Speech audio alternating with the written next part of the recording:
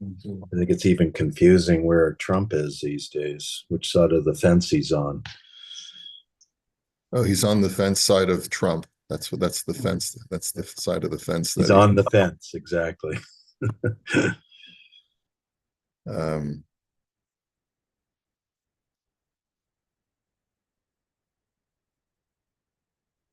okay.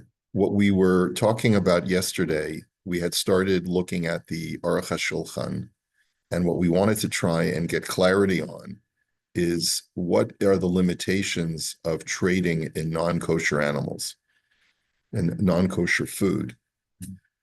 So one of the things that we saw was that the Aruch HaShulchan had clarified that you're allowed to trade in living horses, donkeys, camels, things like that, because they're not meant for food. But if you live in a place where they could be used, um, mihu yesh lihistapek b'davar haroi la'achila she'ochlin oso, v'rak mechira zuhu l'malacha v'lo la'achila. He says, what if you live in a place where they do eat horse meat, but you're not trading in horses in order to do it for meat? Imzehu bichlal ha'isr. Imlav. Is this considered part of the prohibition? Umidivri rabotenu balei atosfos yesh lilmod laheter. From Tosfos, it seems like that would be okay. Shehikshu sham bipsachim al mai diamrinim bibava kama da'asr li Yisrael legadel chazirim shugazru chalchamim al zeh. So the Gemara in Bava Kama says that you're not allowed to raise pigs based on a rabbinic decree. The tepukle demidioraisa aser. So the Gemara asks, well, why don't you derive that it's forbidden by the Torah, right? Because it says, remember, we used the pasuk yesterday that says lo ye achel, that anything that cannot be eaten, that says lo ye achel in that conjugation, includes that you're not allowed to do business with them. And the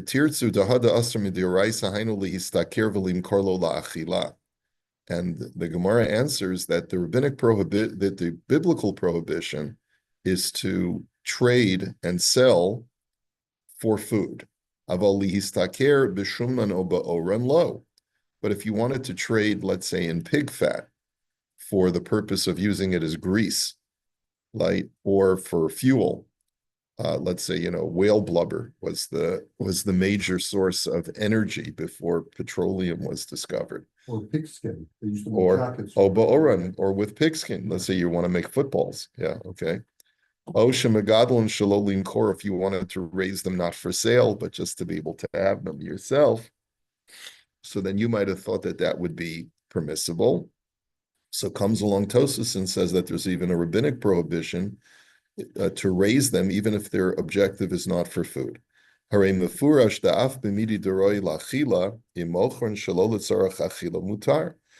you see is that with the exception of pigs, where the rabbis made a special gezerah, you're allowed to sell something that's not intended for food, even if other people would use it for food. V'chein kasav harash sof perik maruba v'zeloshono v'lo yigadol Yisrael chazirim b'chol makom v'afilu kedei limshoach b'hen oros. The Rush writes the similar idea. You're not allowed to raise pigs, specifically pigs, anywhere, even if it's only to harvest their blubber or their fat in order to use it for tanning. For selling it to a Gentile for food is going to be prohibited. Kiditnan perik zayin deshvius. Uveper kol shah darish mikra dichsiv tameim yihiyu b'havyasam yihiyu ad kan lashona, that they shall be impure, which means wherever they are impure, even if you're not using them for food. Okay, so he just basically wants to bring this proof. Now, Aval, Harashba kasav b'tshuva v'zelashona, but the Rashba seems to have a different opinion. He writes, Od ra'isi b'mesha kasafta davar she'eno nirali, va'av ki amart shematzasa kein betosvos v'hushim eno socher b'dvarim ela letzarach achila, ela letakin b'hem oros v'chayotze b'zem mutar. He says, v'zem nirali kishibush. He says, the Rashba seems to disagree.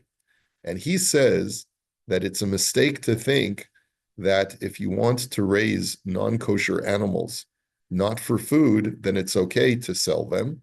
Shekol shehu min advarim shemagadol osam la'achila asur lasos behen schorek zera shemayovo lechol mehem.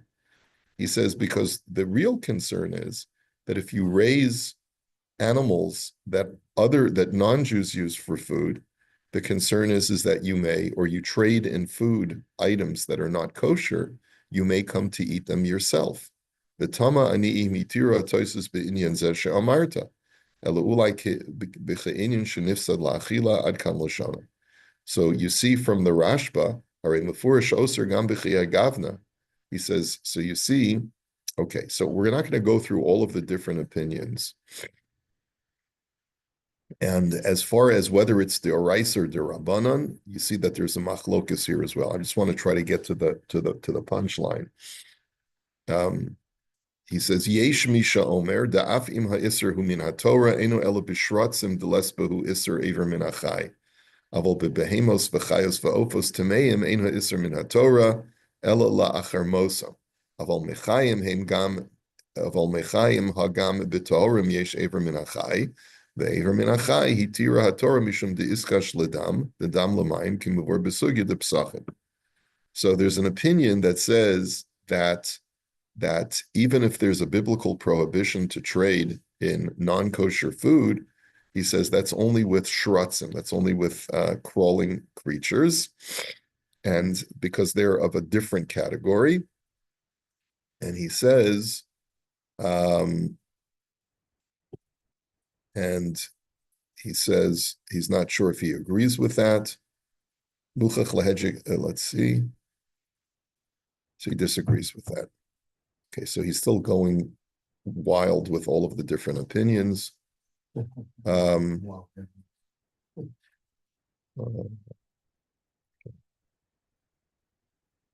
What if you raise a non-kosher animal as to sell off the young? Like, the thing I can think of is like small. You have a pig farm, not necessarily, but just say a pig farm, and the pigs that you sell as youngsters to someone who you know is going to fatten them up and use them for food.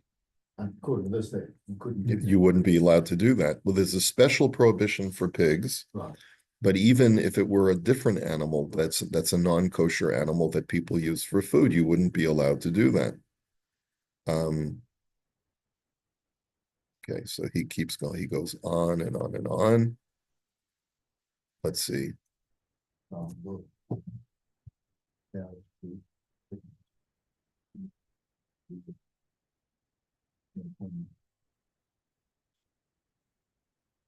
Okay, here we get to the halacha l'maisa. Kasav Rabbeinu HaBeis Yosef B'Sif Aleph. He quotes the Beis Yosef as saying, "Kol davar she'asar min haTorah, afal pi shemuter bahana." Anything that is biblically prohibited, even if the Torah permits it for hana'ah, that means even though you're allowed to get benefit from it, let's say a pig or a camel. Im hu davar hamiyuchad l'ma'achal, asur lasos bo s'chora chutz min ha'chelev v'chulei, ad kan l'shana. If it's something that is designated for food, then you're not allowed to do business with it unless it's fat. Chelev is forbidden fat that comes from a kosher animal. Because of al Rabbeinu harama, ola halvos alav afilu liknoso lahachilu lepoalav akum aser. And the Rama writes that even if you want to purchase that food to feed it to your workers, it's also aser. And the commentaries all criticize the Rama for going that far. The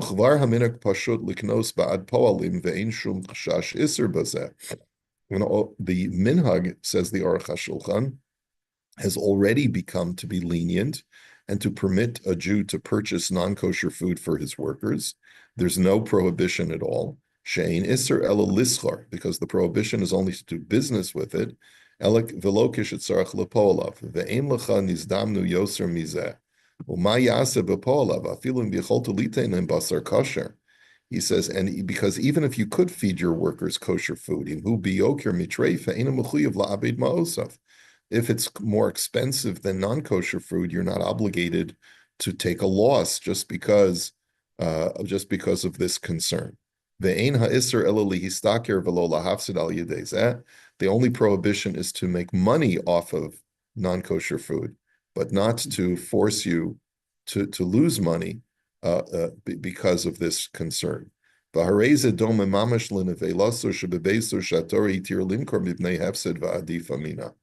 The Torah absolutely permits a person to sell. The Torah says, nevela lakelev tashlichonoso, you're allowed lagoy asher bisharecha titanena va'achala. So the Torah says about a nevela, about carrion, that you can sell it to the Gentile that's living in your midst. And so therefore there's absolutely nothing wrong. You have to understand, if a person, let's say, shechts an animal and discovers it to be treif, he's allowed to sell it to a Gentile. We don't say that you can't enterprise off of that. It's a situation where you deliberately go out of your way to do business with non-kosher, either animals or food. That's where we say that you're not supposed to do. But if it happens to occur to you that you acquire or that non-kosher food came into your house for some reason, you're allowed to benefit from it. So, right? He says, and also if you wanted to use this as a collateral item to be able to lend someone money, and all he has is a crate of bacon as collateral, that's also permissible. So we're not going to. Let's look at the next halacha. Hatzayed kishenitzodu lo tamei mutarim kiyachad demuter. K'moshen isbar yesh misham detzarich limkar hator v'hatami biyachad v'lo hator bifnei atzmo v'hatami bifnei atzmo. He says some say that even though we've learned before that if a person is a trapper or a person is a fisherman and he catches non-kosher species together with the kosher species, we said that that's considered okay. You can make money off of the non-kosher. But some say that you have to sell them both together, and you can't separate the kosher from the non-kosher. V'lo dami l'chshalu biyadu tameim bilvad demuter limkar osam bilvad dehasam yefsher b'inyan acher. Aval Rabbeinu Beis Yosef b'Sifra Hagadol hitr limkar kol echad b'fnei atzmo ahin sham v'chein iker.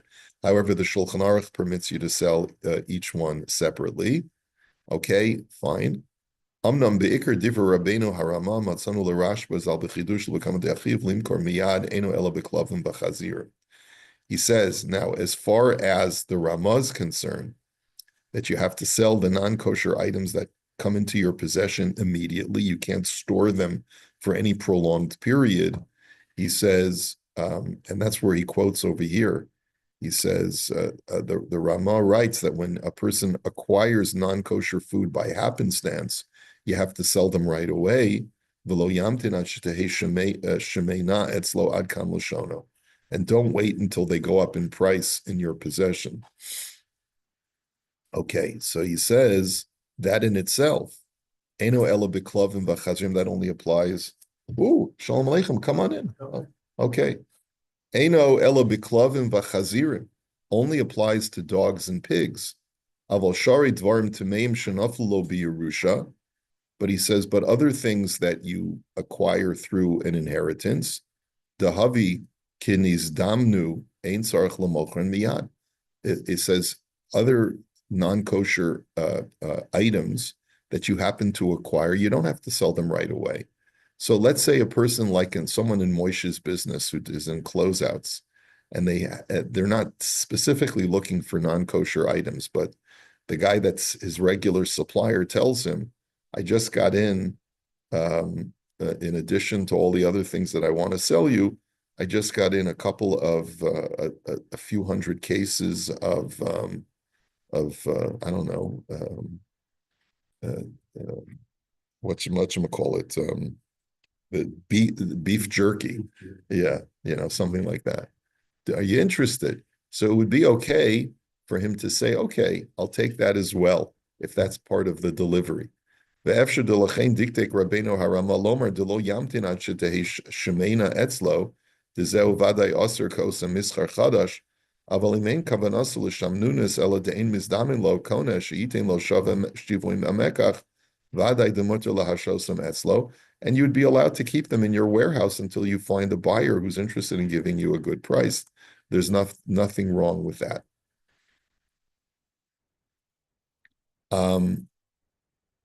Okay. Yeah. A previous what we did for if somebody if you have a if you're not going to benefit financially from, but for example, situations arise like I have a company holiday party, right? I got 35 employees. 3 of us Are kosher, right? The rest everyone else are is not. treif. So can I cater this luncheon non-kosher, and for the 3 of us, we bring kosher? Yeah, the Aruch HaShulchan says that that's okay. However, you do have to make sure that they're not going to be serving food that was cooked meat and milk. In other words, you have to go over the menu with the caterer. If they're going to be serving, let's say, canapes with pulled beef covered with melted cheese, okay, then that's actually prohibited for you to serve, for me to pay for it, even to pay for it, so that it could, because you're benefiting from it. So basar b'chalav occupies a separate category, and that's really what I was hoping to get to. Although the Aruch HaShulchan, pepperoni pizza could be prohibited. It's not clear to me, because one could make the argument that that's not cooking. Because it's laying it on top, it's more of like a roasting process. But ingredients together. Yeah, but it's the prohibition is specifically meat and milk that's cooked together. Maybe someone could make the argument that pepperoni pizza is not, they're not really cooked together, they're just being because the pepperoni is cooked previously. Yeah, the pepperoni is already cooked. Yeah. Yeah. Wow. You see?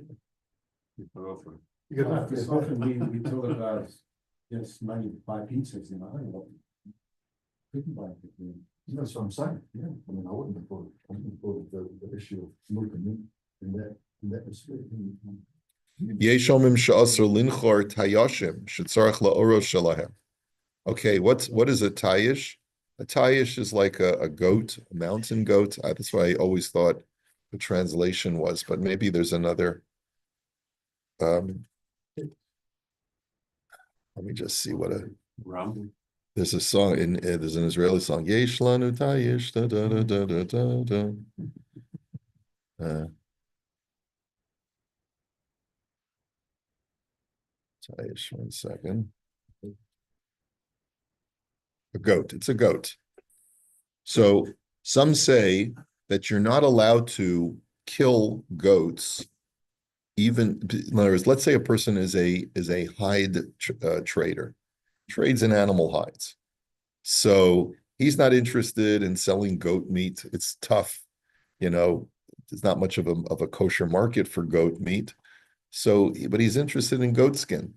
So he's going to basically shoot the animal in the head, like they do in the regular slaughterhouse.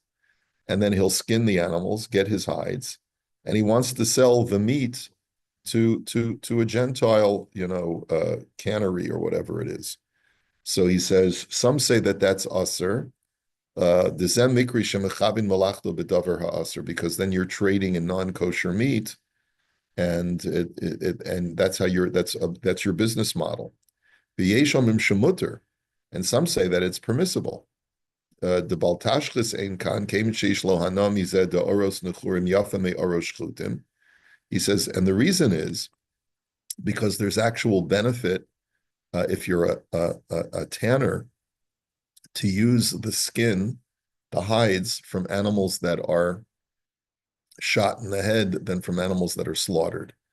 He says, apparently maybe it's because, I don't know the reason why, but maybe it's easier either to remove the hide or the hide does not get splattered or stained with blood in the same way. I have no idea why. The kevin shemuter lo lasos kain, havale acher kach ki'ilu niznamno lo nevela b'soch beso.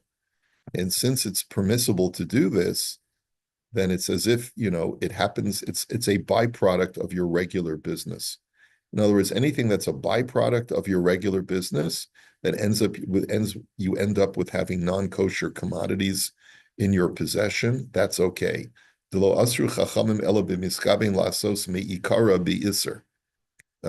the rabbis only forbade you when that's your primary objective. Kagon shemechavin latzud minim tameim.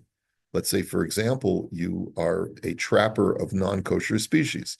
Let's say you live in Maine and you want to become a lobster fisherman. Okay, so that's what's going to be usher because that's your primary trade. Okay, aval zeh she'osa bishvil ha'oros hava habasar acher kach kinizdamnu. He says your main objective is to be a tanner and to trade in hides. And this, it happens to be that a byproduct of getting the best hides is ending up with non-kosher goat meat. And that's okay. Well, the day Rishon tzarich lahashlich habasar leibud olnias daiti nir lachriya dim ikar hamischar hema oros v'habasar hutafel hava habasar kinistanu v'im habasar ikar ka'oros aser. So he says it all depends on the business model. If the business model is that the hides and the meat are both equally part of your business, right? So then it's aser. But if your primary business is the hides and the meat is just simply to not let the byproduct of getting the hides go to waste, and therefore you're selling it also to a factory, so then that would be okay. So if you're selling, if your primary business is a byproduct of an animal, then you're okay to trade in them, as long as that's your primary business. That's what we're saying. That's right. That's exactly what he's saying. Does it include pigs as well? You have a pig factory or pig to So that's the question. Does it extend also to pigs? So that's really the next halacha. He says, Yesh me hagdolim shemisramim al osan lokche chatzerim misarim v'sochim kol hachnasa shalahem. He says, so there's a model of a Jewish business in Europe where they would where they purchase an entire lot of property from a government official, and they rent all of the contents of that lot. Uvesochem yesh chazirim. So, and on that lot, there are pigs. In other words, let's say I purchase an entire farm, and the agreement that I make with the person who's selling the farm is that I will rent the contents of the farm temporarily until we work out the financing, or let's say over the course of a couple of years. So during that time, you've got non-kosher animals, you've got pigs on the property, and you're going to use them. You have to feed the pigs, and you've got to feed your workers some of the pigs who get slaughtered. And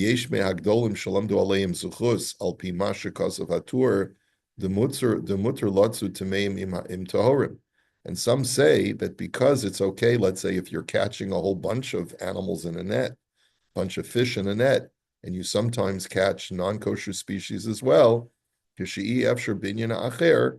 you're not deliberately going after the non-kosher species, but that's the normal way of doing it, then this is analogous to that. You're doing a real estate deal, that's the primary objective, and it happens that some pigs end up on the property also, okay? But others disagree, and they say that's only when you're trapping, not when you're wheeling and dealing and buying and selling.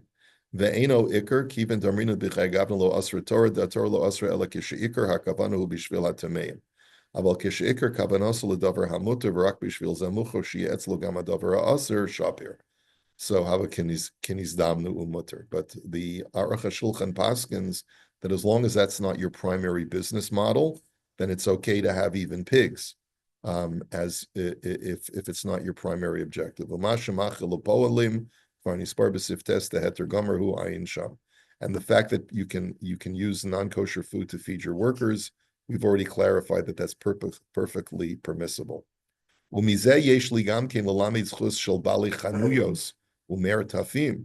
it's based on this that I'd like to defend those who own supermarkets or markets, okay, and warehouses.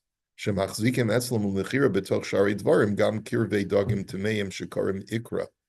says that they have in their stores non-kosher items as well as kosher items. He says there's a certain kind of a fish intestine that is used called ikra, I guess in Yiddish or Polish or something like that. He says, Afagav de midioraisa asurim.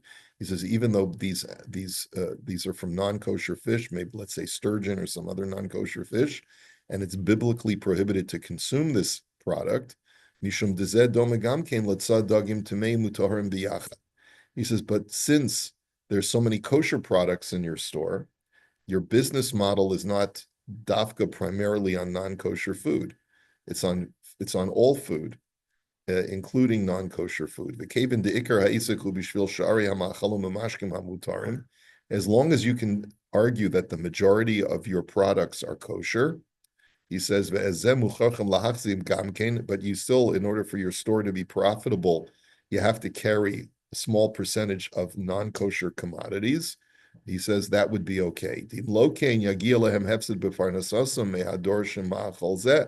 He says, because since this is such a popular item, in other words, let's say I own a market, a supermarket, or a community store, like a Circle K.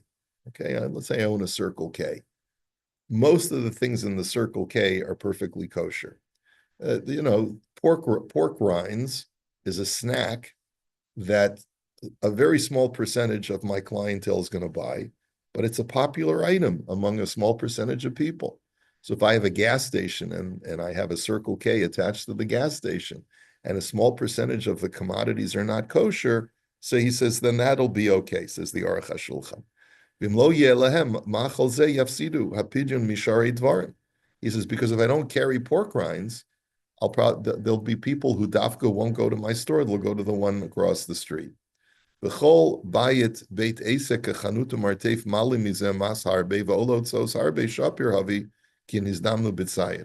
says, in any store that has a lot of expenses and they need to generate income in order to be profitable, you can't handicap a Jewish merchant and tell him that he can only deal in exclusively kosher product.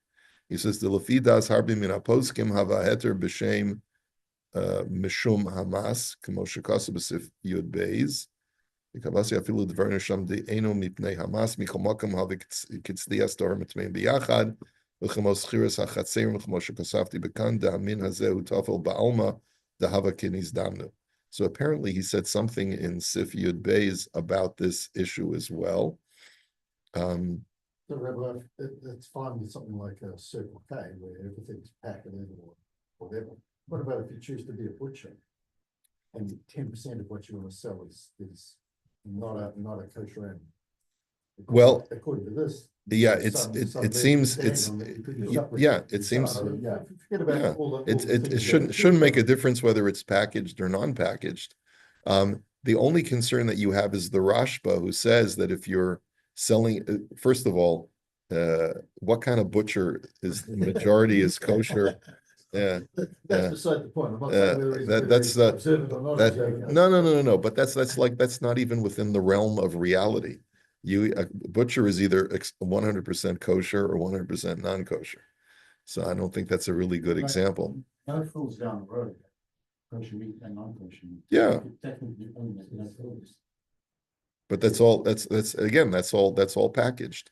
Yeah. Let's say if a guy who owns a market and bacon is a big item, right? But it's not his primary business. Primary business is to be a general store, and a small percentage of the product is non-kosher. He says that too is a heter that you would be allowed to sell as well. Okay. Let's see. So that's okay. Now, does that go beyond the kosher realm? For example, let's say I wanted I'm in a clothing business. So let's say I wanted to sell a certain amount of clothing. There's this beautiful fabric that would be wool and linen. So could I sell a certain amount of garments that have wool and linen in it? Because it's a small part of my business, but there's a market out there for it.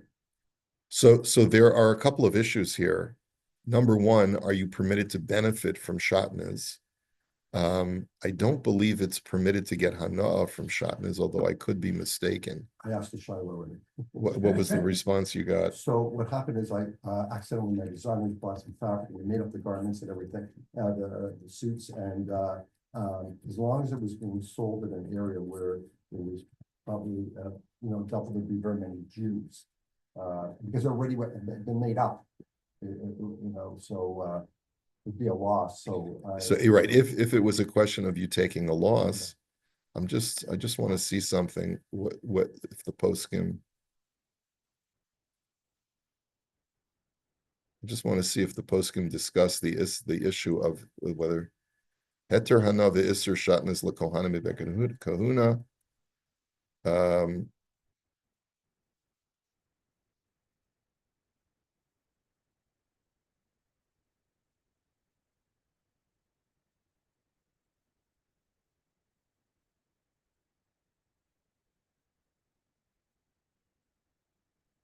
You're not allowed to personally benefit from shatnez by getting some protective warmth from it, but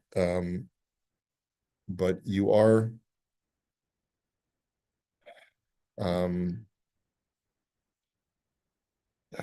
but so in other words, you're not allowed to get personal benefit, but it seems like financial benefit you are allowed to get from shatnez.